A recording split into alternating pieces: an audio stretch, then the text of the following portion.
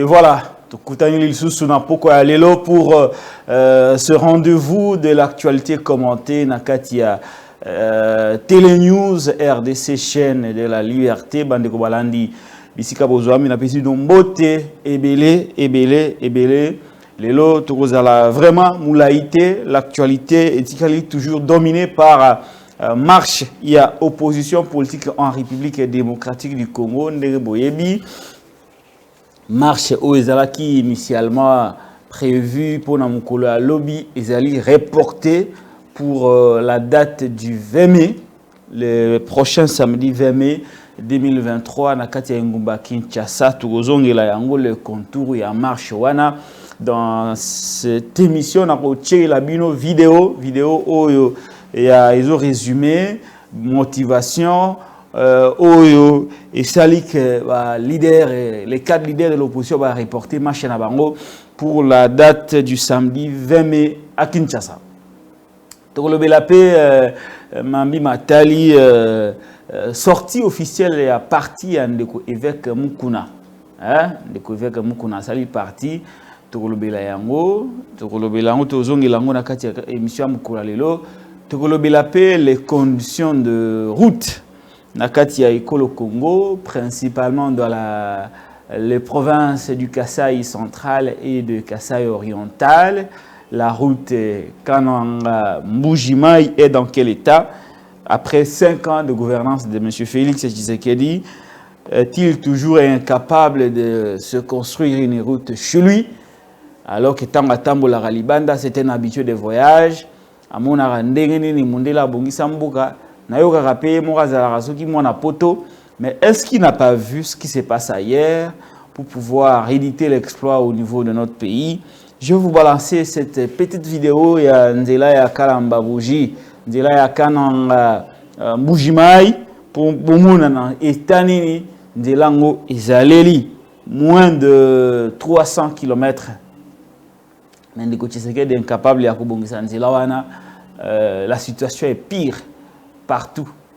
Nzela kutu ya Sankuru, Ezamabe, banzele belewa. À Kisasa on ne sait pas rouler alors que yitanga kindara mikili mususa mona kanenge nzela ezala madame. Voilà, moi actualité otokobela mukolo lelo. Méthodologie ya musala est changée. Tokozala toujours nasuka émission pour kufungo la téléphone à biso numéro ezali affiché na téléphone na yo na moniteur na yo na téléviseur na yo na support nyo sa communication côté la biso, c'est les numéros WhatsApp par lesquels vous pouvez nous appeler pour commenter ensemble l'actualité avec nous. Donnez votre point de vue, commentaire na yo, makanzi na yo, information par rapport au fonctionnement ya mboka. Émission oyo ezali émission na saleli batu oyo bazana makoki te ya kolonge pa na ye ko yana plateau na ngai, émission za ko yana ndako na yo pote yo opesa makanisi na yo na ndenge mboki aliko tambola na numéro ezali affiché. C'est un numéro WhatsApp oyo boyi ko benga ngai, eza numéro na ngai, le seul numéro nazala nango c'est le numéro plus 243 81 209 32 59 plus 243 81 209 32 59 numéro WhatsApp Yangwana. Et puis narosenga nabino comme toujours ceux qui ont s'abonné na noter na chaîne Nabiso, abonnez-vous massivement à Télénews RDC, chaîne de la liberté. Partagez contenu Nabiso, likez yango, commentez. Betela batoli solo pour tote koma ebele lobitozalaki près de 500 personnes en ligne avec appel ebele nakati ya nzela singa. Mais c'était dommage qu'après l'émission bato ebele ba bengingai pour commenter l'actualité. Malheureusement pour eux émission Cécilia qui kala. Et donc ceux qui tobani bozala attentif pour qu'à la fin de l'émission tant que tu fungola téléphone pendant 15 minutes 20 minutes 30 minutes et puis ça a une occasion de commenter actualité avec nous au niveau de notre Télénews chaîne de la liberté. émission o ezali émission na ngai te, ezali émission na yo, ezali émission na ye, ezali émission ya batu nyonso. Pote, bozana makoki ya ko s'exprimer librement. Car si je voudrais relever quelques points, quelques observations, bande ko balandi. Tangu wa ko benga ngai pona ko commenter actualité, mambi matali mafinga ezali malamu te. Kofinga ezali malamu te. Totika la kaka na cadre ya respect. Atako gestion ali mabe, atako lingaka mutu te, mais esengeli tangu ali ko critiquer ye, totika na cadre moko ya malamu. Ya malamu. Po te soki le loba moka mabe bimi esui ba ko s'apprendre na ngai. Yali ko banga te mais soki le lois na alia wa lisusu te, émission et vous allez sauter. Et donc vous allez manquer l'émission parce que tout simplement nous n'avons pas été corrects avec nous-mêmes. C'est pourquoi na lobaka toujours ceux qui obengi ngai bilmo bo ebindenga na zalaka critique vis-à-vis ya ndeko Tshisekedi na gouvernance na yemo bimba bo ebindenga na zalaka critique mais na finga ka bango te na tika la toujours na cadre ya démocratie. Il y a tolérance et opinion baninga. Et il y a un ça et l'autre toujours en liberté. Alors, quand vous appelez, protégez-vous, protégez-moi aussi pour que chaîne ou ezala te loko la chaîne ba finga ka ba konzi. Te, mais ezala chaîne penza ou ezali contrepoids et sika wapi. Tout c'est dit, mais na respect ya mibeko, pe na respect ya batu. Voilà. Abonnez-vous massivement à la chaîne YouTube Nabiso Télé News RDC. Alors, sans plus tarder, M. Zali réalisé par Ndeko Nabiso, le maestro d'Eric Lunkeba, ou Azali Nanzela technique, il assure tout. Tout. En tout cas, c'est un professionnel. Le sac Ndeko Nabiso a réalisé émission. Alors, sans plus tarder, Tokobanda émission Nabiso, je crois que je vais commencer par cette petite vidéo. Il y a Ndeko évêque Mukuna Oya Sali parti politique naïe, a sali parti politique naïe, et puis a annoncé en a Katia église. Je vais vous balancer la petite vidéo de notre papa évêque Mukuna. Botala a sali parti naïe, mais aponi esika mususu pour annoncer yango. A ende koloba on a Katia lingomba ba Christ église oezali asika. Tolanda et bongo tokuta nasima. Alors c'est pour cela. C'est pour Nayangowana. C'est pour cela. Nayangowana. Manaseka. Les enfants de Aseka. Ils en ont parti Salami. Il y a un parti qui est créé. Parti Salami. Le parti qui est créé. Ils sont les partis chrétiens. C'est un parti des chrétiens. Pour le redressement socio-économique du Congo. Cheval de bataille Nabiso. Notre cheval de bataille. Que personne ne touche à l'économie du pays. Tout celui qui a vendu la société doit être jugé. Quelqu'un qui a fait ses propres ports et l'a tué ceux de l'État doit être jugé. Il faut que parlementaire. Nous devons faire sortir les parlementaires. S'ils peuvent être paix, 30 ici. Amen. Le roi, en ce moment-là, gouvernement. Vous aurez une parole à dire au gouvernement. Vous aurez mot à dire dans les entreprises. Et les lois du pays. Après, Sima, je vous dirai Papa Songola Maman Terre n'est pas Papa Songola bimité. Papa Terre n'est pas sorti. Sentir capable. C'est lui qui va se sentir capable. Viens mettre la candidature. La caution, ce n'est pas toi qui vas payer. On va te donner la caution. Toi, tu ne vas rien donner. Après, Sima, Je vous dirai Papa que Songola Bimité. Maman Terre n'est pas Papa Songola Bimité. Papa Terre n'est pas sollicité. Oh, il a commis sentir capable. C'est lui qui va se sentir capable. Viens mettre la candidature. La caution, ce n'est pas toi qui vas payer. On va te donner la caution. Toi, tu ne vas rien donner. Le parti va t'aider. Amen. Amen, mon père. Dites amen. Amen, mon père. Les hommes éternels, que ce soit les femmes, que ce soit les hommes, levez-vous. Lève-toi. Oh là là. Moi, je suis l'autorité morale de ce parti.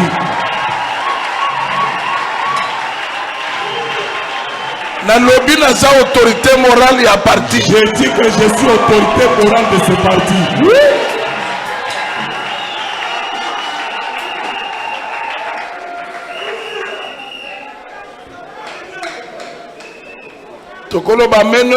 Amen.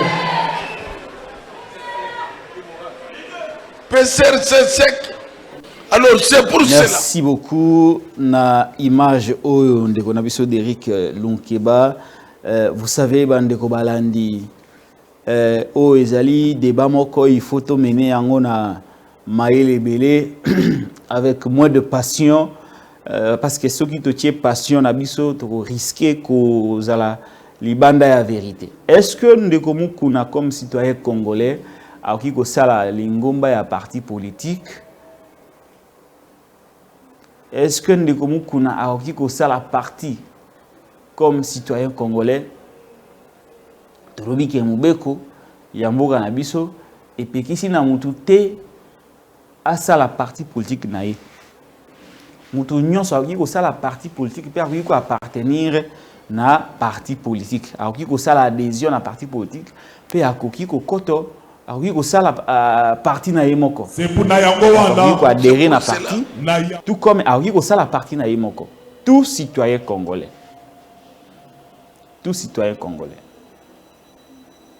Mis à part l'église conventionnelle, par exemple, l'église catholique, un abbé, un prêtre ne peut pas être membre d'un parti politique. Un abbé, un prêtre, un évêque ne peut pas être l'initiateur d'un parti politique. Ça, c'est sur le plan du principe de l'église conventionnelle. On ne peut pas s'imaginer un seul instant qu'Ndeko Ambongo a commis autorité morale d'un parti politique. Donc, la catégorie de l'église Natangi Libinoana, ils ont pas si au monde que Moutou a sali, surtout l'église catholique, ils ont pas si au monde a commis a sali parti politique naïpe, a commis membre d'un parti politique. C'est difficile. Est-ce que Ndeko Mukuna a coquille que ça la parti politique? Est-ce que Ndeko Mukuna a accueilli aux alana parti politique? En tout cas, selon Ibeko Amboga Nabiso, Ndeko Mukuna a accueilli aux alana membre et parti politique. À la citoyen congolais. Est-ce qu'il a accueilli aux la parti politique? De lobby, selon la loi aussi, Ndeko Mukuna a accueilli aux la parti politique. Mais est-ce que Ndeko Mukuna a accueilli après avoir fait son parti politique? Koya ko annoncer yango na lingomba ya ba Christ. Là a oui ko sala yango te. Parce qu'il faut bolandanga malamu. Beaucoup de gens pouvaient penser au départ de mon raisonnement que n'a ko soutenir Mukuna. Non, n'a ko soutenir yete. Comme citoyen congolais, il peut faire un parti politique. Il peut adhérer à un parti politique bien qu'il soit pasteur. Mais est-ce que à koki koya ko sala politique na yé na kati ya lingomba ya ba Christ dans ce qu'on appelle une église? Wana tolobi a oui ko sala yango te, eza déviation. Abimi libanda ya mission ya église. Osali parti politique na yo, mais oye ko annoncer yango na kati ya église lingomba ya ba Christ. Du haut de la chair.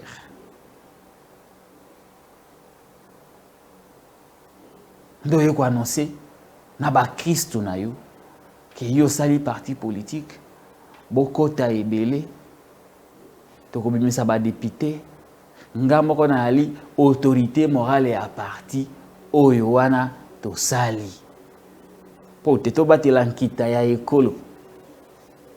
Est-ce que musala ya église ezali pona ko batela nkita ya ekolo?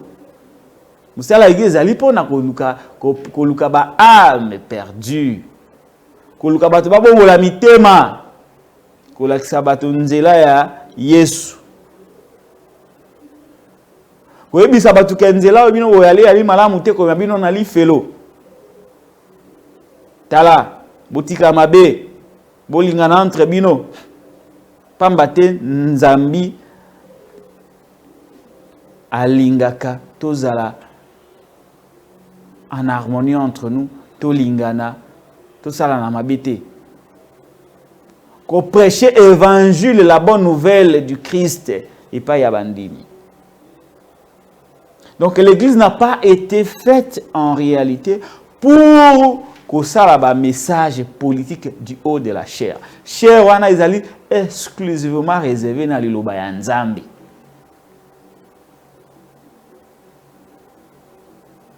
Ce qui a ça qui en libanda dans un autre cadre qui ne soit pas l'église, ça allait être acceptable bien qu'il soit pasteur.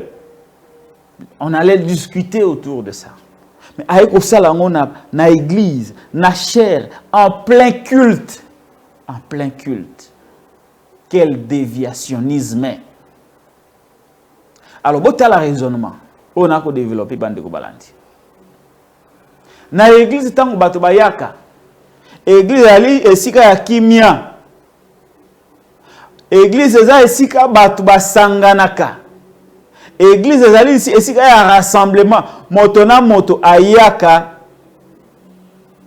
na oya ye. Na ba valeur na ye. Na nyonso oyo azali na yango na kati ya société. Église eyambaka bato ya lolenge nyonso. Église eza ya bato nyonso. Wana yali principe ya église. Église bato oyo baza na pouvoir bayaka. Bandimi oyo bato bandimi oyo bango basoutenaka par exemple ndeko Félix Tshisekedi bayaka na église. Po église ezali esika bato nyonso. Batu oyo basoutenaka président Martin Fayulu bayaka na église. Batu oyo ya Delice Sanga bayaka na église. Batu Matata, batu Katumbi, batu Kabila bango nyonso tu bayaka wapi na église. Parce que église eza esika ya kosambela Nzambe. Esika bayaka koyoka liloba Nzambe. Esika bayaka na communauté ya ba Kristo. Église ezalaka apolitique. Parce que l'objectif nango ezali pona liloba ya Nzambe.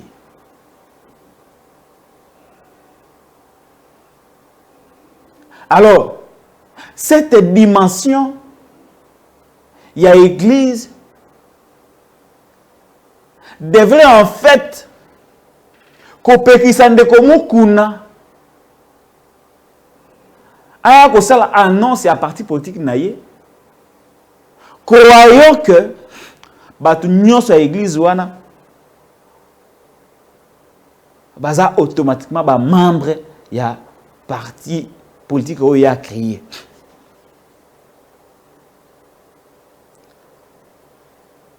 Cela ne peut pas être possible parce que l'église est allée composée il y a batu ya ba courant politique nyonso. Le coup l'église est allée composée na batu ya courant politique nyonso mukuna akokite kokanisa ke bato balaka na église na ye bakokoma automatiquement ba membre ya parti politique na ye pe ye azana makoki ya kopesa caution pour na komisa bango ba député. À ce moment-là, tango mukuna lobi ke to sali parti ya ba Christ boya bo s'exprime bo tshaba candidature na bino to kopesa caution bo ba député poto luka ndenge nini ya ko changer kita ekolo. À ce moment-là, et si kawana oyo ba Kristo wandai kokuta na pona kosambela elongwa kinda kwa Nzambe et commis un siège d'un parti politique.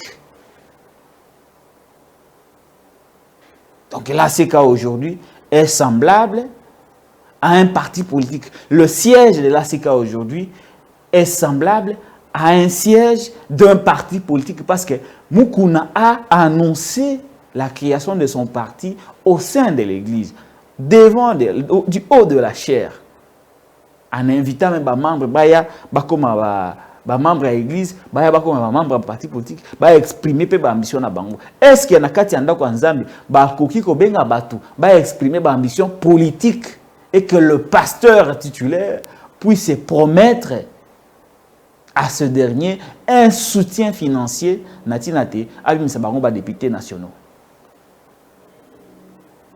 Ils ont déviationnisme. Maintenant que peut-être beaucoup de gens en allant à l'ACK pensaient que ils allaient ndakwa nzambe. Bata peut perdre, bata opposition, bata ensemble, bata même bateau bazana ba parti politique. Beaucoup de gens bazana ACK sans pourtant avoir des colorations politiques. Maintenant que l'ACK est politisé, maintenant que l'ACK, le siège de l'ACK abrite le siège du parti de Mukuna. Est-ce que Batouana va kotika les sous na kati ya église yandeko Mukuna? Est-ce que Batou bakenda yaka na ambition ya kosambela nzambe na église wana o babengi ACK? Est-ce que bakotika la lisusu après avoir appris que le pasteur titulaire a transformé l'église à un siège d'un parti politique? Est-ce que bakotika la lisusu na kati ya église wana to bakokende? En tout cas, tout homme raisonnable ne peut plus rester na kati ya lisanga o babengi ACK parce que aujourd'hui l'ACK, d'après le spectacle que l'évêque Mukuna nous a offert, l'ACK n'est plus une église. C'est un parti politique. Est-ce qu'un homme de Dieu digne de ce nom a pu se comporter dans le lenge oyo tozomona makambo ndeko Mukuna ko sala na kati ya église?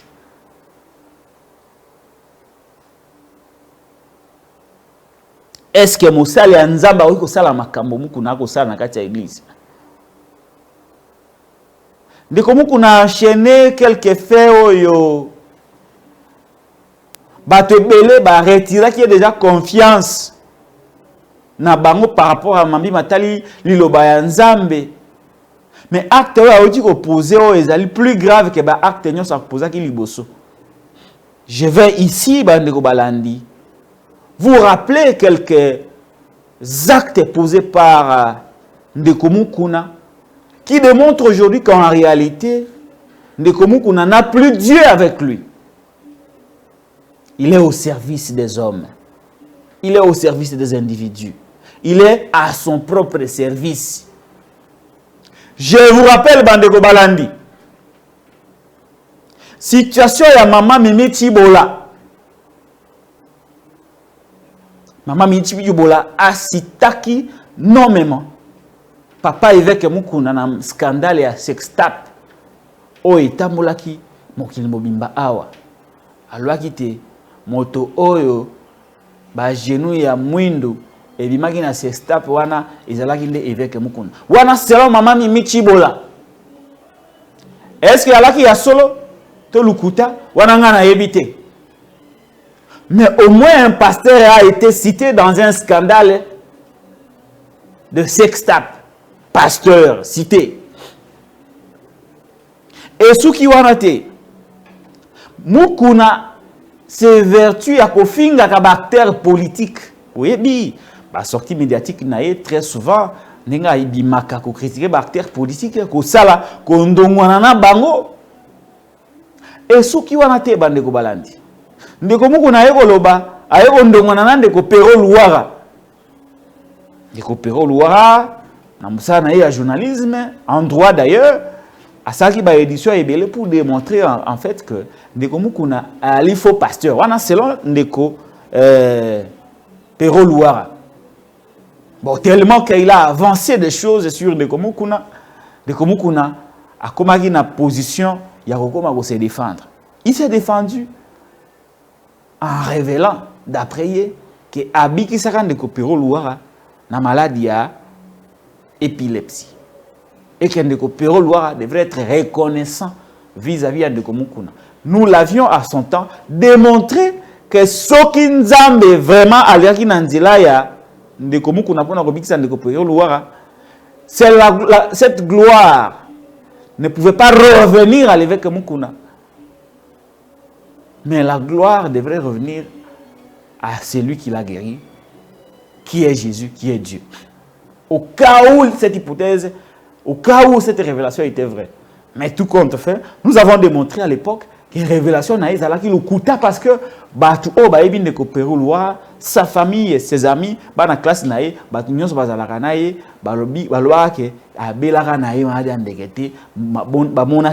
place pira bana ko bela maadi andeke eza maadi babombaka yango te po maadi andeke ekoya mutakoya kandeke ka na miso bato.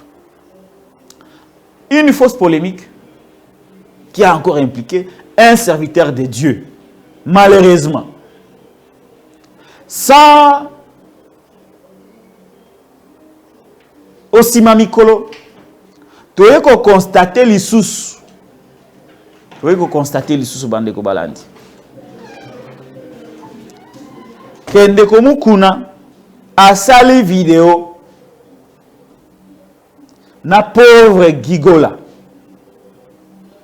Kendeko oyo il fallait akufa.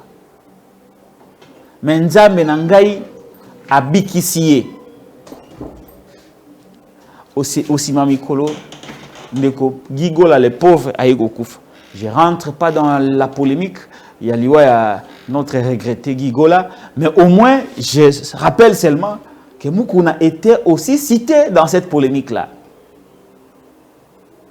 Beaucoup de gens, après polémique, avaient remis en cause le statut pastoral Yandeko Mukuna. Le lot, il nous vient avec un parti politique dans une église. Est-ce que l'église de réveil est à la Cana? La structure de mon côté, des disciplines, ici, pour tenter de faire revenir Ndeko Oyo na raison. Parce qu'il peut, bon, même s'il ne se soucie pas, même s'il y a mon corps na kasi naye, selon mon analyse, alors qu'il na souci à image na été. Souci à image na ye azalaka nango lisusu te. Mais il appartient à un corps qu'on appelle les églises de réveil au Congo. Est-ce que ce corps, pour besoin d'image, de dignité, d'honneur, ne peut pas se mettre pour tenter de faire revenir Ndekomukuna à la raison? Parce qu'à force de détruire sa propre image, parce qu'il y a un pasteur, il se présente comme pasteur, à force de détruire l'image à tout moment, parce que pratiquement il est décidé à boma image naye moko. Azobo mape image ya baninga mususu. Azobo mape image ya église de réveil. Nakati ya ekolo Congo. Alors il y a lieu que de ce côté-là aussi, bavanda, bameka, ko bengisa un peu à la raison de Koiveke Mukuna. Quel déviationnisme! Quel déviationnisme! Mais si ils sont incapables de le faire, nous allons considérer que ce qui arrive, ils ont un masque de mutezo kweya. Togolobake, babata makana sima kombo nzambe pour accomplir leur mission, pour s'enrichir. Mais au bout du compte, nzambe akobanda ko humilier moko. Nous allons connaître qui sont les vrais pasteurs et qui sont les faux pasteurs. Et c'est ce qui arrive aujourd'hui. Donc, voilà mon analyse par rapport au comportement de l'évêque Mukuna. Ce comportement-là est indigne. C'est un comportement indigne de la part d'un pasteur. Est-ce que dans l'église en OP, comité de sages des raté? Est-ce que Moutouazate na kati église wana aseka ko rappeler ndeko Mukuna na raison? Aujourd'hui, je comprends pourquoi il s'est séparé ndeko voici l'homme. Comment il s'appelle? Ndeko François Mutombo. Je comprends aujourd'hui ndenge nini akabwani na mwana na ye François Mutombo. Voici l'homme. Parce que nous avons convaincu que ceux qui voici l'homme est toujours proche de Ndeko, évêque Mukuna. Évêque Mukuna nga salama babwe. Mutu ceux qui a bandi ko se perdre et le roi liboso salara a s'éloigner na mutu nyonso o repé ses conseils. C'est la raison pour laquelle Ikarta bandiko ebele oyo bandaki ko boya akweya na ba déviationnisme ya boyi. Par exemple François Mutombo azalaki ko empêcher ndeko Mukuna akweyaka mingi na babuzoba ya boyi. Akomaki un obstacle pour lui, akomaki gênant pour lui. Il a tout fait pour se séparer avec lui, pour être libre. Akoma rosala o nyon se ko lekelaka na mutu. Aujourd'hui les faits donnent raison. Nandeko François Mutombo oyo akabwana ki nandeko évêque Mukuna. Parce que comment va vivre dans ba condition oyo. Tolobite que pasteur a kozala na penchanté. Pasteur a lingane président de la République. Alobi non ngai je crois que Moutouako Kambamboka il est dans le bon. Oui, c'est son opinion azali Moutou. Mais comment ko créer parti politique na kati ya église, ko annoncer na kati ya église, ko lo bandenge boko za na ba député na kati ya église, là ça devient dangereux. C'est un comportement indigne qui n'honore pas le corps du Christ au Congo. C'est un comportement indigne qui déshonore les statuts des pasteurs des églises de réveil au Congo. Et dans leur complaisance légendaire, comment on va pasteur rebelle, bakovanda kimia. Bakovanda kimia, mutako dénoncer yangwazate, mutako bengisaye, azonga na raison à Rosalate. Et ceux qui ba lobby rien, c'est qu'ils sont les mêmes. Ils sont les mêmes. Ils sont les mêmes. Qui ne dit mot consent. Et ne soyez pas étonnés de voir que l'église est belle comme le parti politique. Ne soyez pas étonnés. Donc, il faut te décourager Yango avec la plus grande fermeté. Je l'ai dénoncé.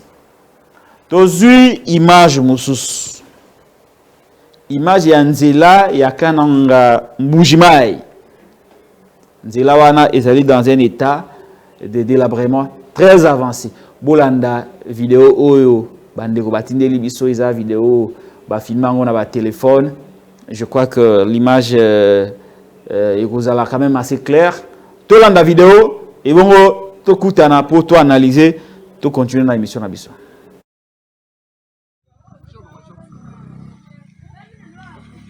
Bot wanye kene mwen pardon. Jili ya Tshisekedi nyoye. Hein? République démocratique du Congo, le pays de Tshisekedi, c'est ça. Voici maintenant le pays de Tshisekedi. La route nationale numéro 1. Kananga Mbujimai, voici la route. Voici la route nationale. Ah, mes amis, même vous, numéro 1, de Kananga vers Mbujimai. Ici, nous attendons déjà vers les ponts de Mouansangoma. Mais c'est difficile, très difficile. Regardez vous-même. Regardez. Regardez mes chers frères, mes chers Congolais, mes chers patriotes. On viendra avec quel discours? Que ce soit nos députés provinciaux, nos députés nationaux, ils viendront encore avec quel discours? Quel discours qu'ils vont encore nous dire pour le mandat de 2023? Avec ça. Mes chers Congolais, regardez. Papa, discours qu'il y a beaucoup de députés nationaux, de députés provinciaux. Oui, papa. Oui. Bagabalo.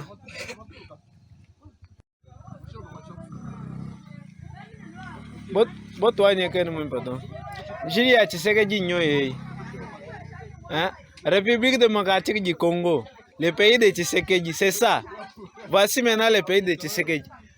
La route nationale numéro 1. Kananga Mbuji-Mayi. Voici la route.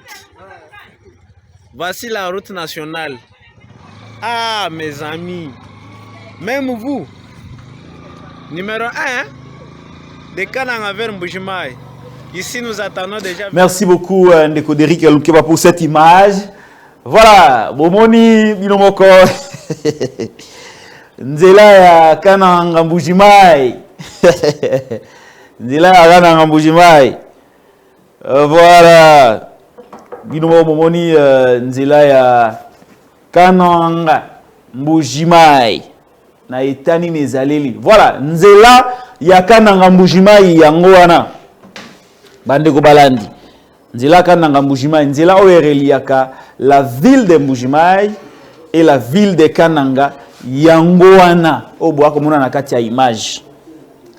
Ndeko Félix Tshisekedi akoti na pouvoir 4 ans esili na mandat na ye etikali 6 mois botala état ya Nzela route nationale numéro 1 côté ya Kananga Mbuji-Mayi. Moins de 300 km. Nzela oyo ekomi impraticable. Nzela ekomi impraticable. Bino ba bolukara bilan ya Ndeko Félix Tshisekedi. Bino ba bolobaka bino ba kasayen, bino ba kasayen. Bolobaka ke bilan ya Ndeko Félix Tshisekedi ezali positif botala. Bilan oyo bino bato ya Kasai ya Grand Kasai mobimba bolobaka ke bilan ya Ndeko Félix Tshisekedi ezali positif botala bilan na ye yango wana. Bilan yango oyo route Kananga Mbuji-Mayi bilan yango oyo. Oyo alobana ke no bilan na ye ezali positif. Tala yo muto ya Kasai wa kotala ngai. Yo muto ya Kasai, muto ya espace Grand Kasai wa kotala nga sikoyo. Tala Nzela ya Kananga Mbuji-Mayi. Tala ita ezaleli. Bokata video oyo. Boyebisa Ndeko Félix Tshisekedi ke eza ndeko pratique local alobi ke bilan na yo na Kasai yangoyo.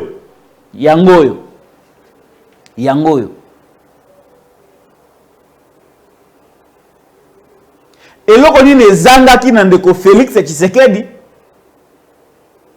na 5 ans oyo atonga Nzela ya Kananga Mbuji-Mayi, relier les deux villes. Balobaka na biso awa ke Mobutu atongaka Saïté pendant 32 ans. Kabila atongaka Saïté pendant 18 ans. Oui, tondimi. Vous aviez raison. Mais si ko mwana Kasai oyo azui pouvoir, Kasaye oyo azui pouvoir, oyo benga Félix Tshisekedi mwa mai mukwa tombolo. Le grand ranger Mashi Amumeno. Tango Mashi Amumeno azui pouvoir, nazolo ba bien, bino bato ya Kasai, espace Grand Kasai. Tango Mashi Amumeno azui pouvoir, asali nini na pouvoir yango, ne serait-ce que kotongela bino Nzela et relier les deux grandes villes, Mbuji-Mayi na Kananga, asali nini, tala ita ya Nzela. Tala ita ya Nzela.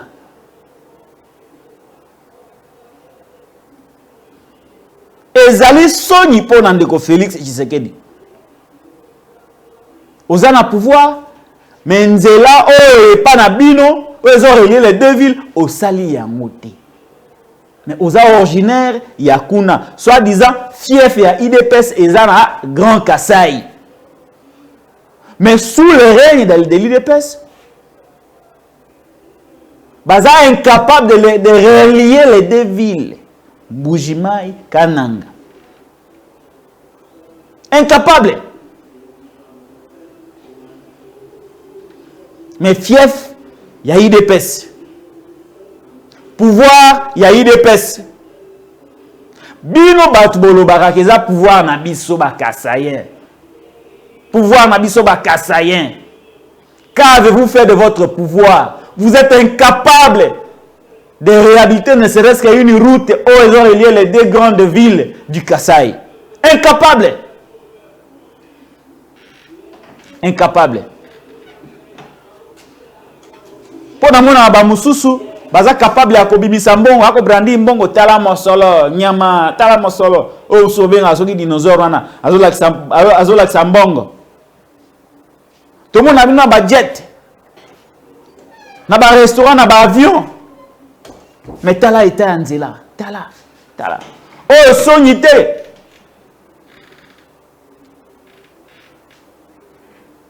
Kata vidéo, oh, Tinde Lango Félix, c'est que Tala était en Zela et pas na bango. Ta undeko wana maman na lobaka, lobibo construisez chez vous, Bosilika Kati.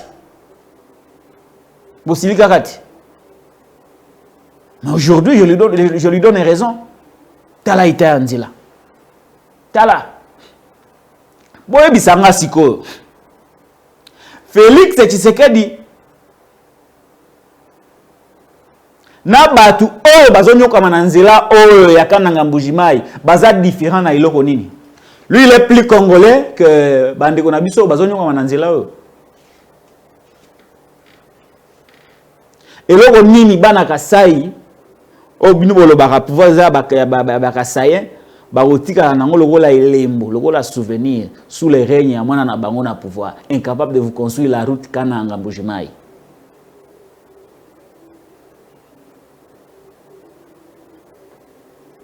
Incapable. Bon, vous êtes prêt à dire qu'Alataki Weston, Alataki montre à cher, attendre la rami tout ka tricycle, après ça ba cadeau wa na ba fête ba jeep à la raboui. Kakaye. Mais vous ne pouvez pas lui dire, monsieur le président, tozonyo kwama nanzela yakananga Mbujimai, tala ita nzela. Comment pouvez-vous vous sentir fier dans une veste alors que chez vous bazoko ka même pas ko tambla nanzela ya malamu, tala ita nzela. Tala ita nzela. Est-ce que Nandenge a commis bourgeois, Nandenge Félix Tshisekedi a commis bourgeois? Il est capable de supporter autant de Nanzela, même na 10 km à pas Nanzela ya boya prembula. Bolo barae pouvoir na biso, chetu. Botika na na histoire à pamba kaka boso bandaku awa. Quid de chez vous? Tala eta Nanzela et pas na bino boko. Soni! Honte à vous, monsieur! Vous n'allez pas prétendre aller construire chez autrui alors que vous êtes incapable de vous construire vous-même, de construire quelque chose pour vous-même.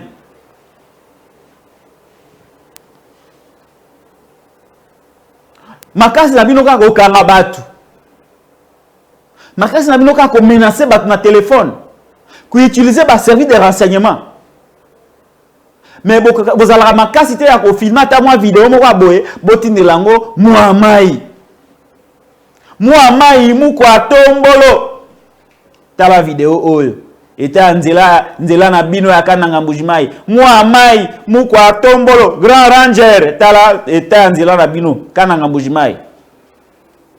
Comment pouvez-vous vous sentir fier ya obabenga kayo muamai mukwa tombolo, le Grand Ranger, le Roi Soleil, alors que chez vous, il n'y a même pas de route. Soni. Hein? Yo wako vimba na muamai, mukwa tombolo, le Grand Ranger, le Roi Soleil. Mais les deux villes de chez vous là ne sont pas reliées par une route praticable. Vous êtes fiers d'aller faire des dons, des cadeaux, des jeeps. Vous êtes fiers quand on vous chante par les musiciens. Mais vous oubliez que chez vous, il n'y a pas de route, monsieur. Il n'y a pas de route chez vous. Et Zangatem n'a filmé vidéo. Moutango Tazolo bana chilou babi talamboka ya Félix. Moi na nyoso ya Kasai yogangai. Avo kende ko voter tuna bandeko no batikali kuna na Mupompa. Batikali na Kananga, na Chikapa, na Sankuru, na Mbujimai, na Kabeyaka Mwanga, na Lomami, tuna bango. Eloko nini o Félix asaleli bino kuna. Ce qui a lobby que Assad Eloko Malongate, vous votez parce qu'il est votre frère. Même s'il vous a dit Machi à Moumeno, vous votez Machi à Moumeno, c'est pour la souffrance. Akolobana bino nini, tala eta ya nzela. Nzela o eza na importance makasi. Ça peut favoriser le trafic.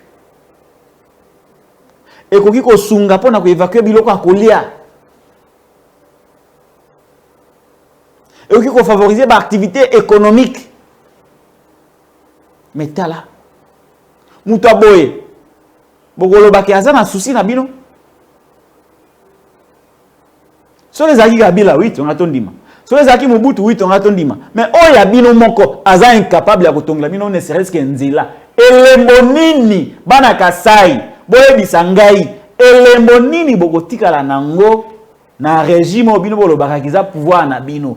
Tala elembo liboso yango nzela o Félix asale bino. Tala nzela Félix asale bana Kasai yango wana. Nzela yango wana asale bino yango wana. Ah, nzela kitoko makadame yango ti tubanda kokika boye malembe ti bako sila mayele ba comprendre que mutuana azo mérité te ko la président de la République. Félix azo mérité na été.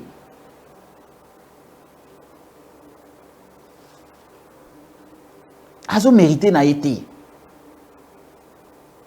Nzela soki misala bandaka soki ozana makoki ya kochata makadam te, mais on peut quand même faire une route bitumée. Bambongo combien eyibami awa na régime oyo. Bakoki kotonga ta nzela te. Mbongo ya rame o bayibaki biso awa. Bakoki kotongela ngo ta na nzela te. Chaque jour toyoka ka ba milwe eyibami. Ba milwe yibami. Kasi ba milwe wana bokaki ata kotonga nzela te. Miba en relation te. Nzela otongi te, mai opesi te. Ba moi ba quelques routes o réhabilité na munaka na Mbujimai. Ils ont représenté rien. Sur le bananga machi ya mumeno. Ba voter o kaka parce que za Félix Tshisekedi tala ita nzela. Pourquoi qu'on contredit vidéo haute? Oh, lingaka Félix c'était. Siko na ko lingela na makababoy. Ba lingaka mutu par rapport à ba acte night. Est-ce que ce qui a salaki malamu ngana ya awa na obiki asali mabe? Ataki mutema mabango. Nzela o salamaka. Ba bongisi yango. Baba komosala moins de temps na nzela wana ngana ya awa na ba image musuna alo bana bino ke nzela o Tshisekedi asali yango te azama be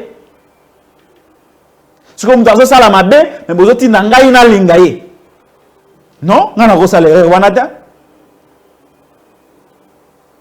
C'est incroyable chaque jour mbongo yiba maka awa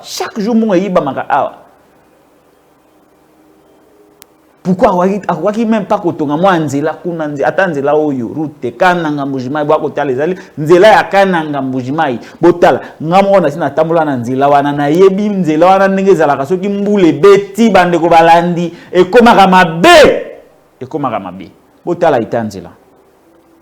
Je crois que vous-même vous avez expérimenté les degrés à qui mutema mabe ya batu o bazo kamba mboka. Tosi sanamambi matali report ya marche ya opposition politique. Je crois na ibisa ki na ndeko Derrick abongiselanga vidéo ya bandeko ya ndeko Delice Sanga oyo a expliqué na ba imboka les raisons pour lesquelles ils ont reporté marche na bango. Tolanda moi extrait ya vidéo oyo ya Delice Sanga sali porte-parole ya présidium ya bloc ya ba opposant o basalaki appel ya ko manifester mukolo ya lobby kasi ba reporter yango na mukolo ya samedi 20 mai prochain. Tolanda vidéo et bongo tozonga topesa commentaire ya moke bongo tofungola téléphone na biso. Les cadres de l'ECD et les cadres des LGD. Nous, le Présidium, nous nous sommes réunis et par la suite, nous avons eu une réunion avec nos secrétaires généraux et nous avons retenu certaines conclusions principales qui vous seront livrées tout à l'heure par l'un des 4 membres du Présidium, en l'occurrence le président Deli Sesanga, à qui nous avons cédé la parole. Deli, je vous en prie. Merci beaucoup. Merci les cadres de nos différents partis qui sont ici présents, les membres de la presse. La communication que nous avons ce jour, elle est très brève. Nous voudrions rappeler d'abord qu'au terme de la déclaration que nous avons faite à Lubumbashi en date du 14 avril, nous avions annoncé la marche de Kinshasa pour la date du 13 mai, soit plus précisément un mois.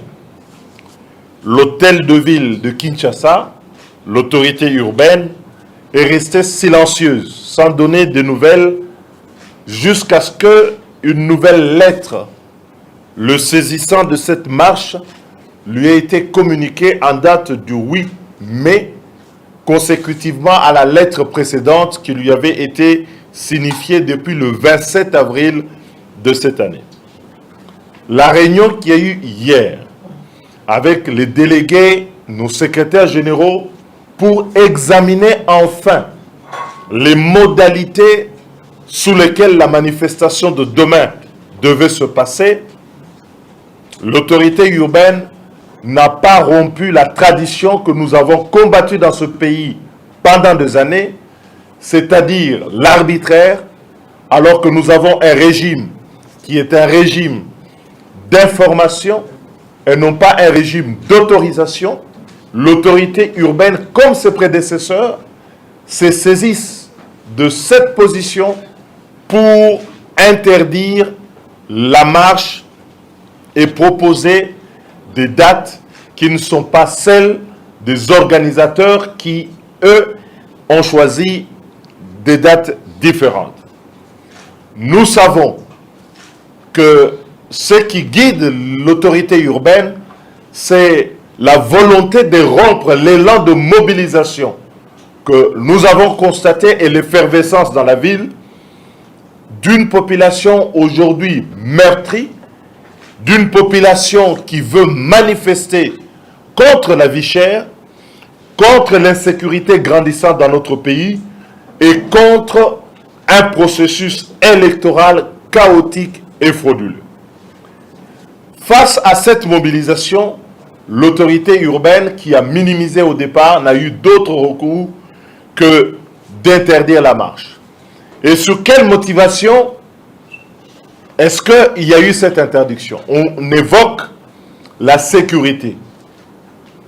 On évoque la sécurité dans une ville où nous avons vu il y a moins d'une semaine la majorité, le pouvoir, organiser ici une activité grandiose. Une activité où ils ont convié l'ensemble de la ville sans qu'il n'y ait un quelconque incident pouvant attester aujourd'hui qu'il y a une tension dans la ville.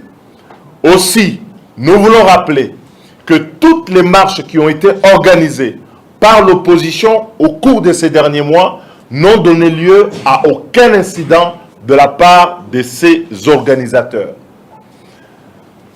Face à cette situation, nous avons maintenu donc la marche qui doit se dérouler demain à la date du 13, mais conscient, étant à l'écoute de nos bases politiques qui disent de ne pas verser dans le piège de l'apologie de la violence où le pouvoir veut nous amener, à savoir, on interdit les marches, on réprime et on va tuer les citoyens et ainsi démobiliser pour chanter que l'opposition n'est pas là. en toute responsabilité, nous avons décidé de notre propre chef. Et nous n'accepterons pas un nouveau dictat de la part de l'autorité urbaine que la marche va se dérouler le samedi prochain, c'est-à-dire à la date du 20 mai ici à Kinshasa. Nous en appelons donc à tous nos militants, à toutes les bases de nos 4 formations politiques et de la société civile et d'autres partis qui ont joint la marche à rester mobilisés et à faire une démonstration de force, à pouvoir être là pour dire que nous sommes contre la vie chère dans notre pays, contre l'insécurité, contre le processus électoral chaotique.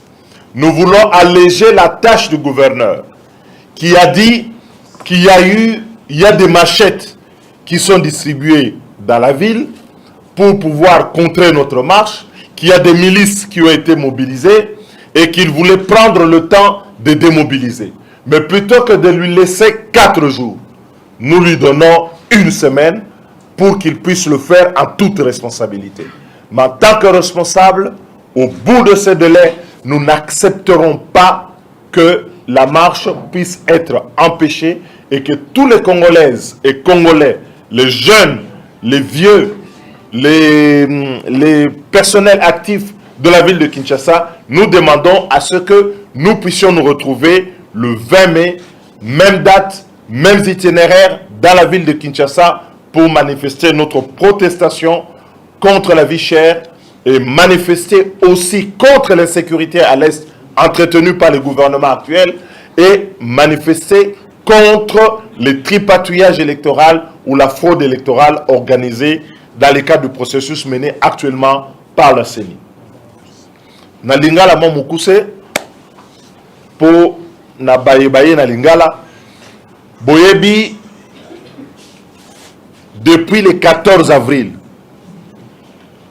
biso awa to decidaki biso baso to lobi manifestation liboso to kosana kisasa et kozana date ya le 13 mai.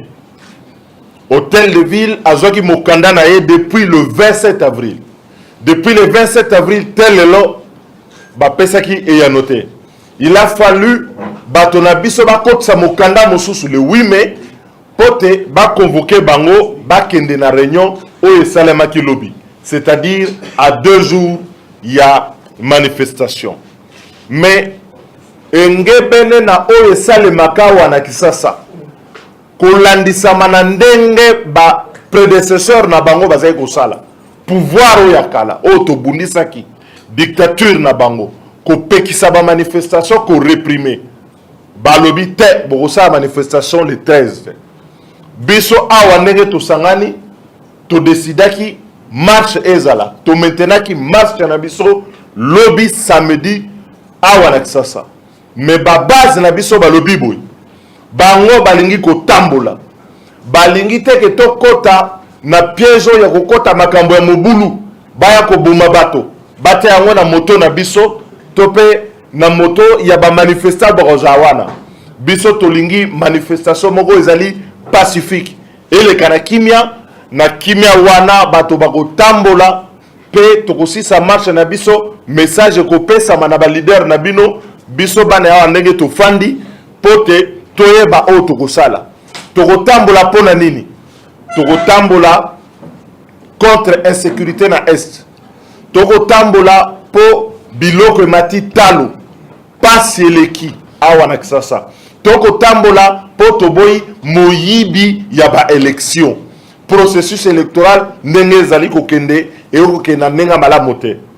Alors na oyo wana na sima koyokola bato ya biso babazo ya biso nde tolobi boyi manifestation oyo fallait salema lobby et ko salema samedi le 20 awa na kisasa peto bengi bato nyonso o bazalaki mobiliser batikala mobiliser baya na manifestation wana date wana toponi yango pona nini hôtel de ville à lobby alingaki alongola ba machette batambwisi ba machette wa kilikili tokomi kozonga soki n'époque ya tramutina pote bakata soki bato baya ko menacer bato insécurité zala Azaï a besoin de 4 jours pour te balongola ba machette wana ba nettoyer. Biso to lobi to tikele une semaine. Pour pambate to boyi a kolobate jeudi asilisi na ino kolongola ba machette wana te. Le samedi biso nyonso na balabala to kotambola ndenge to kanaki na communiquer na biso pe ndenge to kosenga na ba secrétaire généraux na biso bakende kuna na hôtel de ville sikasikawa bakutana na bango bayebisa bango dato ya sikatozui pona le 20 mai oyo ya sanza oyo pe na pesi bino na kombo ya baninga na ngai tozali na bango ba président Moïse, président Augustin Matata na président Martin Fayulu na pesi bino merci mingi. Voilà, déclaration, il y a présidium, il y a bloc, il y a opposition. Martin Fayulu Madidi, Moïse Katumbi Chapwe, Matata Ponyo Mapon, Ndeko Deli Sesanga. Après si résumé, il y a motivation, Oyo, et Tindi Bango, ba reporter, marche na Bango, Oyezala qui prévu, Moukolo à lobby, le samedi 13 mai, à Kinshasa. Voilà, à l'obité hôtel de ville, à l'obité insécurité Ezali, machette Ali Kotambola, qui n'a poussé à 4 jours. Bango na bonne foi na bango va payer une semaine, 7 jours, natinate yé à Longola ou à l'Ikomona local insécurité pour permettre à l'opposition de la marche na bango na kimia nyos. À mon humble avis, je crois que dans le lobby, la tentative ya kubo ya marche. Ba tendre opposition piège de ceux qui qui marche certainement ma belle comment.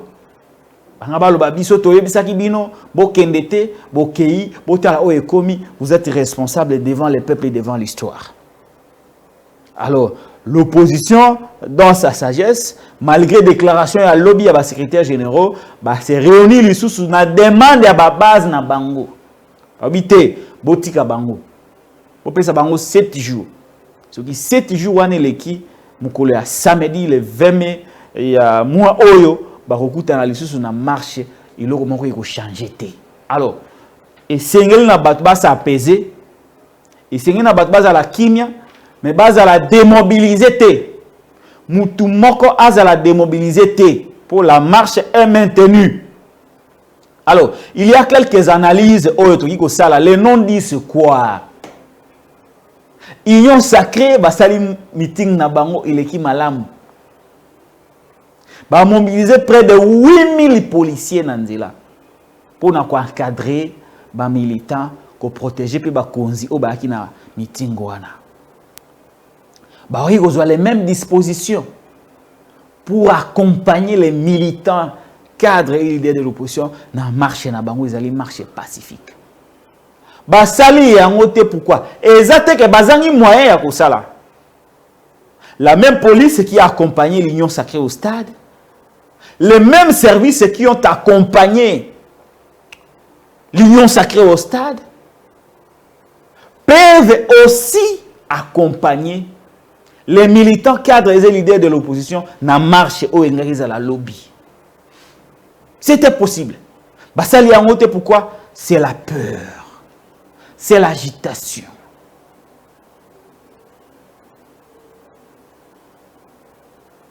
Basali ko banga opposition. Félix Tshisekedi azo banga opposition. Banga baluka une stratégie malice moko boya ko luka comment ko perturber opposition pour marcher wana ile kamala muté pote mokile mona te que opposition congolaise va aller organiser talakout basala qui marche na bango marche simbi peuple alembi na yende ko Tshisekedi. Donc, le message est dans l'opinion nationale et internationale. Parce que, attention, il y a Batunion, son akati, il y a le Congo, Libanda, et ils qui focaliser sur la marche de demain. Et le pouvoir a tenté, il y a déjouer marche avec une stratégie portée par Jean-Tine Ngobila. Mais en réalité, ils ont une stratégie en déco Félix et Yemoko. Alors, babimisi raison na ke insécurité zali, boki ko tambola te. Parce que biloka mabi ali ko tambola. Boki ko bimana balabala te parce que toyoki ke bakuluna bazali. Toali na posa 4 jours. Na esprit na bango. Esprit Argentine ngobila na Félix atinda ki aloba makambwana. Ayebaki ke ba opposa ba lingaka te kozonga sima soki bazui date na bango. Bah, effectivement, c'est référé à l'expérience sous Kabila avec Papa Etienne Tshisekedi. Mais à l'époque, il y a une stratégie contre-productive aussi. Alors, l'opposition, cette fois-ci, une opposition raisonnable, républicaine, réfléchie. Bah, Yo, Gentino lobby, on a posé ça 4 jours. Ok, très bien. La bonne foi voudrait que ton dima. Bandimi yango. Plutôt que ton peu sur 4 jours, biso topé si on a bonus. Topé si on a bonus, il y a 3 jours de plus. Pour ceux qui ont compris aussi, ça y a 4 jours, bonus, il y a 3 jours, on maîtrise la situation. Nenge yo lobby, mais biso topé que oh yo lobby, il y a le kuta, il y a le vunu, il y a le kuta. Soit bonus, il y a 3 jours. Pour si ça, makambwana insécurité. Balobi, skasi. Le quoi la tobaki si on a 3, tobaki si on a 3 jours, il y a bonus. Prétexte mususu et gozalate. On a vidé les prétextes. Des Gentini Ngobila. Oh, Félix Atindaki. Prétexte Argentine est complètement vidé. Soki Mikoloane Leki. Bandeko Balobi. Bakondima lisusu te. Prétexte Moussous Yandeko Gentini Ngobila sur les reports de la marche de l'opposition. C'est-à-dire, Tourouana, Gentini Andi Mate parce que Bako Komela Lisusu. Je crois dès demain, ou soit lundi, Bako Komela Lisusu pour lui donner, l'informer sur la nouvelle date. Tena compte ya Mambignon so oba solaki na marabo Gentini ba préalable Gentini Ngobila. Soki date wana ekoki balobi cette fois-là. Lumbe. Et Kozala. Moutaroyoka Muninga Zate.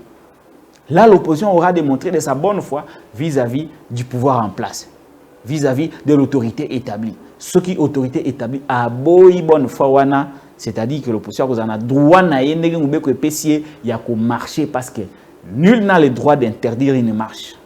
L'État n'a pas ce droit-là. La loi interdit à l'État d'interdire une marche. Et cette fois-là, bah, qu'on marche librement. Et donc, restez mobilisés, restez concentrés, restez vigilants, parce que les 21 Moussikate, ils allaient samedi prochain.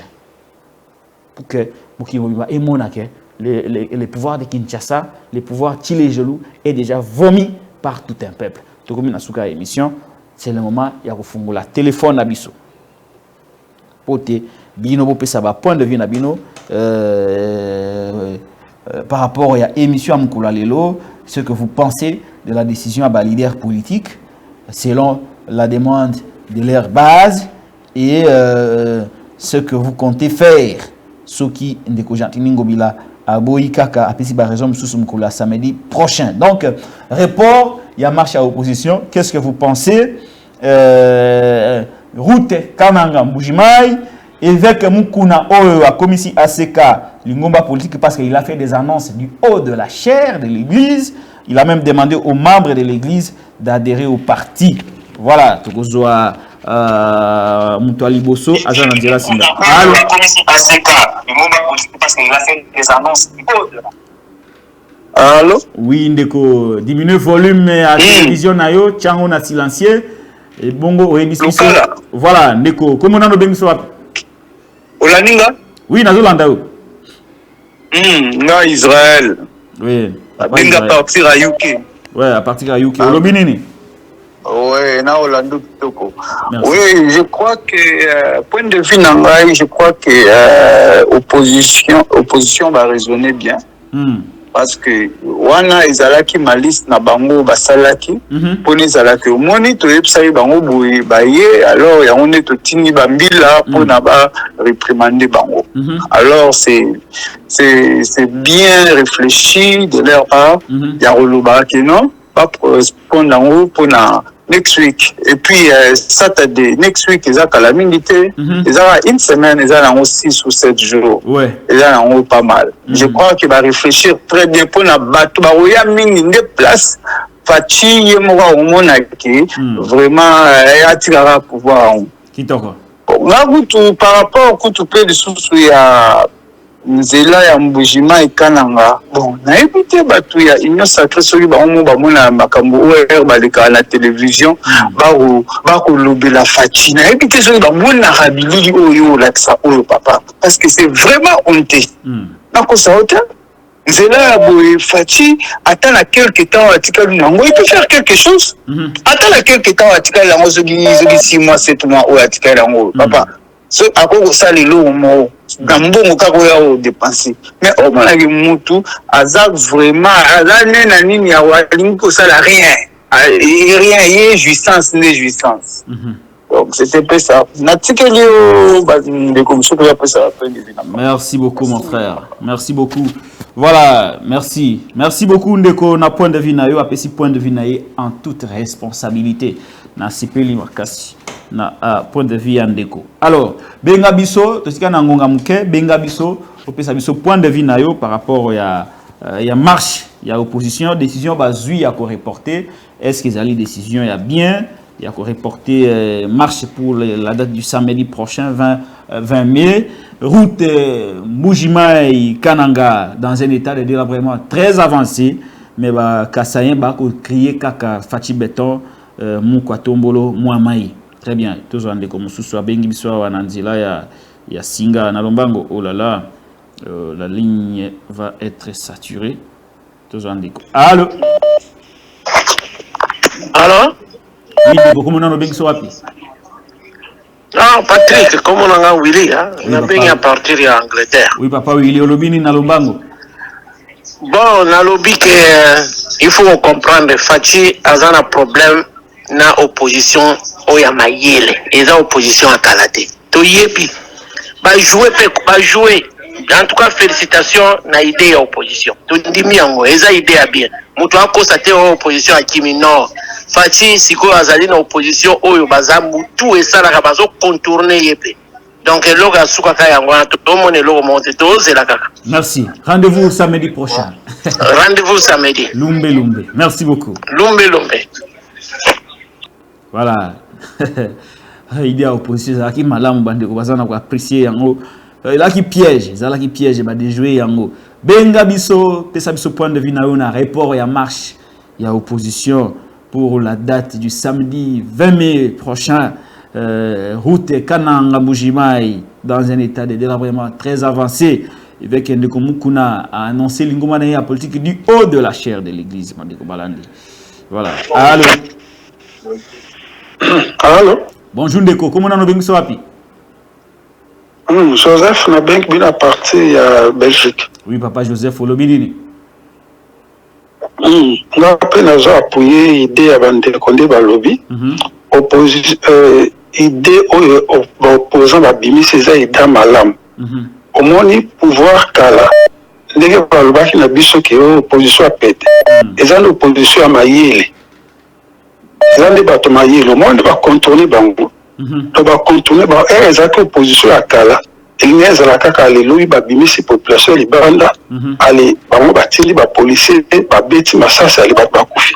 On a l'opposition à Kala. Au moins, l'opposition, tous les oppositions Maïle. On a bateau 4 batili miopal. Baza bateau mitu, je sale. Va réfléchir bien. Batali qui lobby sur Babimi, c'est population libanda. On va révoter les policiers. À obéir à ça, c'est bateau Koufa. On dit non. Tu vois qu'on réfléchit bon côté. Donc, Baza, Maïe, les mitu, je sale, bateau au moins 4 batili Baza bateau mitu, je sale. Donc, opposition, Baba qui a pété. Ils ont dit à Maïe.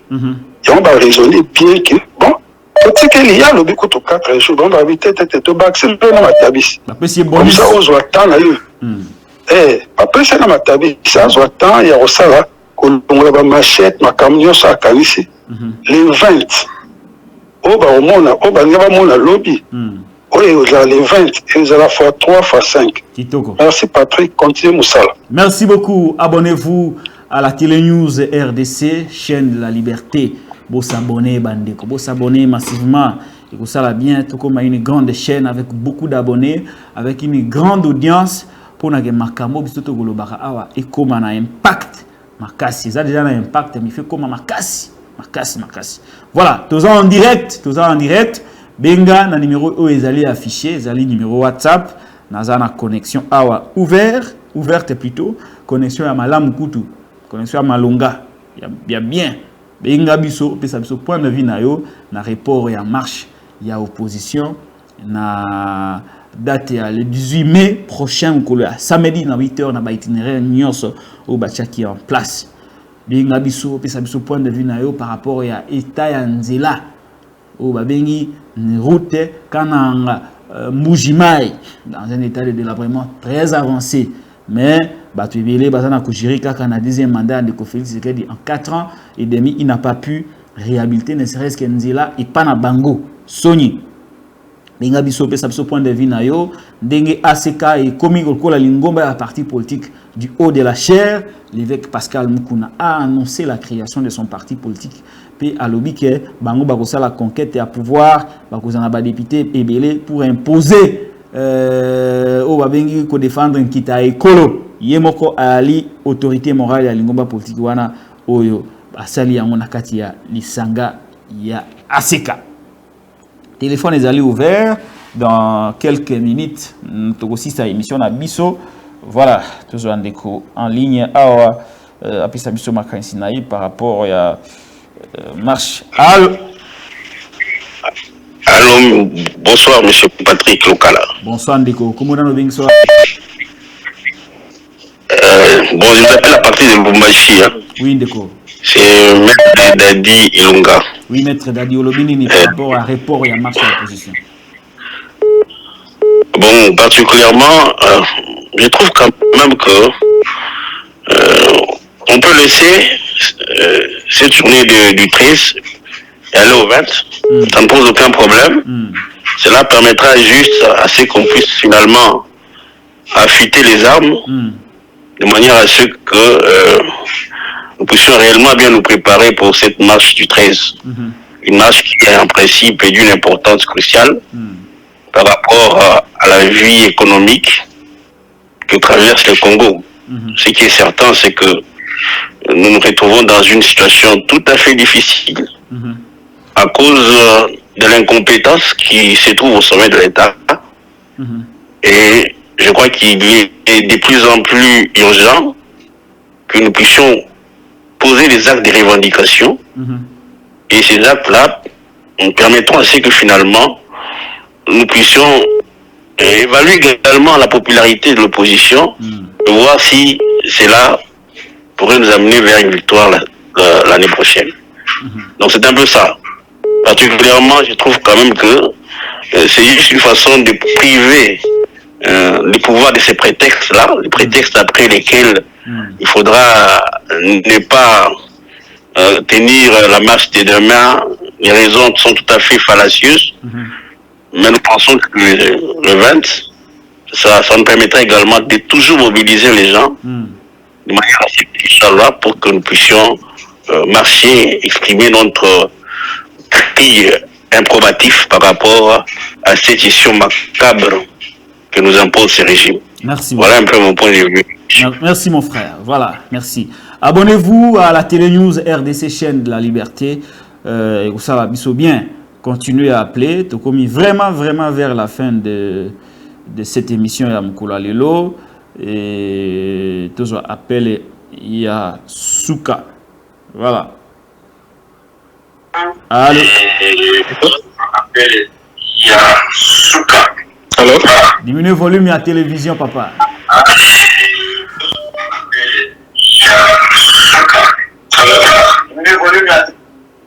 Allô? Très bien, allez. Comment on a nos wapi? C'est M. Emmanuel depuis Cape Town. Depuis Cape Town, en Afrique du Sud. Papa Emmanuel Lobinini par rapport au report et à marche à opposition.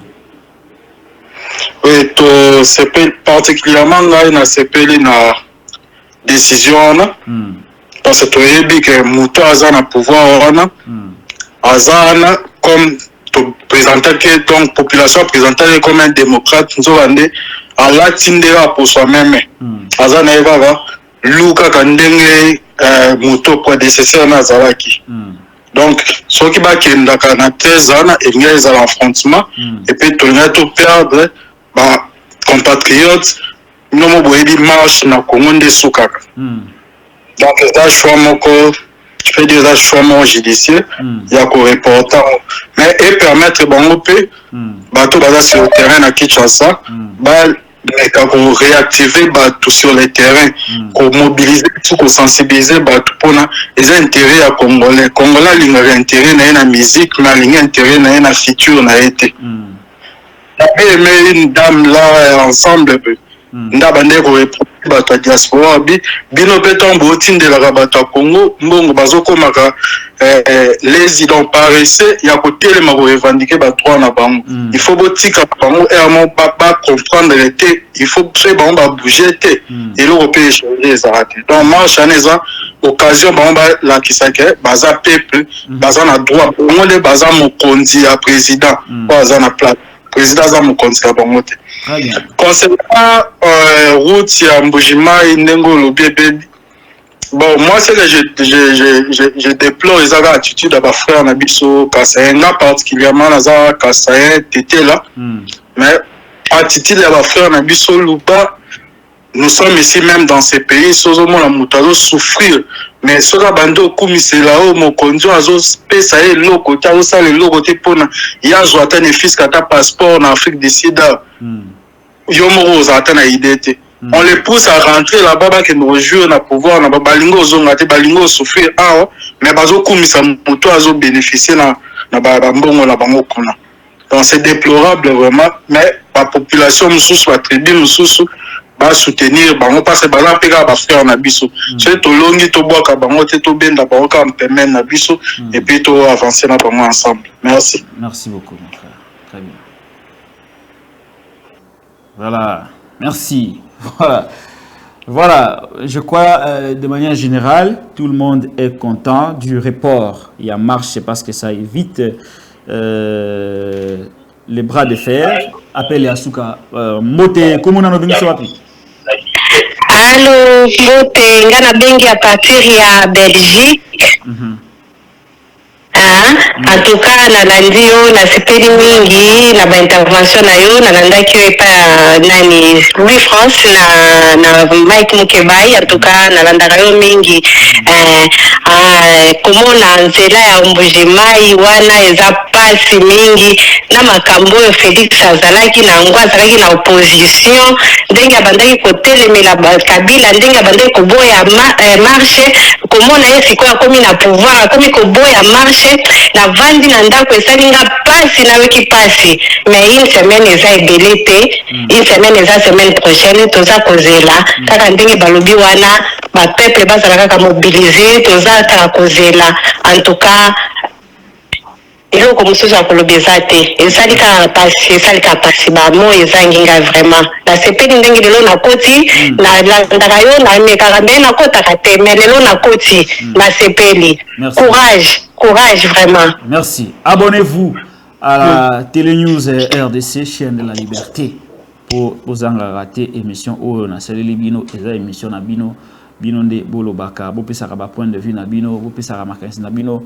surtout bana poto la diaspora de la qualité bo ebisaka biso qu'est-ce qui s'est passé là-bas ya zalaka mona poto Félix azalaka mona poto si vous qui mona poto ngo il n'a même pas pu transformer ne serait-ce qu'à 1% au ya monaki na mikili ya poto ils a passé la route Kalamba Mbuji zela la route était la route Kananga Mbujimai et pas Mukwa Tombolo Mai les grands rangers voilà.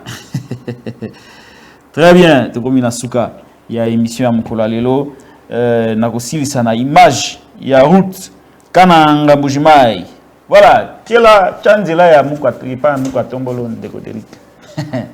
Voilà, yango yoko. Tanga mwa mupanzi ndeko chaka ngawana natindela frère nangai grand frère. Voilà.